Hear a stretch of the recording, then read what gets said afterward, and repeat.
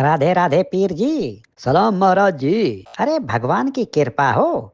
आजकल बड़े बड़े लोगों और सियासतदानों के साथ मुलाकातें हो रही हैं भाई। अरे आपको कैसे पता चला महाराज? अरे गुरुजी, सोशल मीडिया पे आपकी फोटोज देखी हैं मैंने। लगता है रात दुगनी और दिन चुगनी होने वाली है। ये सब मेरे शुभ शुभ की करामात का नतीजा है महाराज। बिल्कुल। 77 वर्षों से जो तुम अपने मुल्क के साथ करते आ रहे हो ना, उसका नतीजा तो आखिर यही निकलना था ना। ये सब वजीरों की शबाना रोज मेहनत का नतीजा है महाराज। हम तो बस अपने हुक्मरानों के नक्शे कदम पर चल रहे हैं।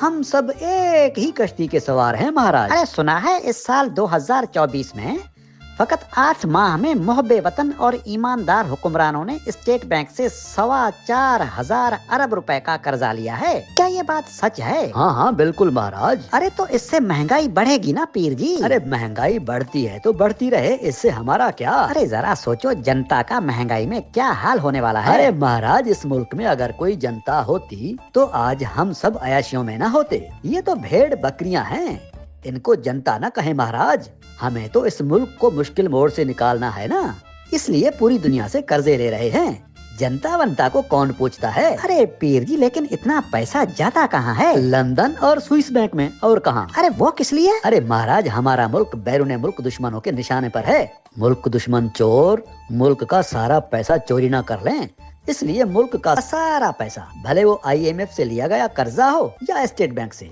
हमारे सियासतदानों और मुल्क चलाने वालों ने स्विट्जरलैंड और लंदन की बैंकों में सारी दौलत जमा कर रखी है अपने जाती अकाउंट्स में। हाँ ना, यहाँ तो मुल्क दुश्मनों का खतरा है ना। मतलब एक तरफ सियासतदान मुल्क के पीर बनकर मुल्क को लूट रहे हैं, तो दूसरी जानिब तुम जैसे मजहबी पीर बनकर जनता को लूट रहे हैं। भाई वाह, क्या बात है। अरे महाराज, इसमें लूटने की क्या बात है।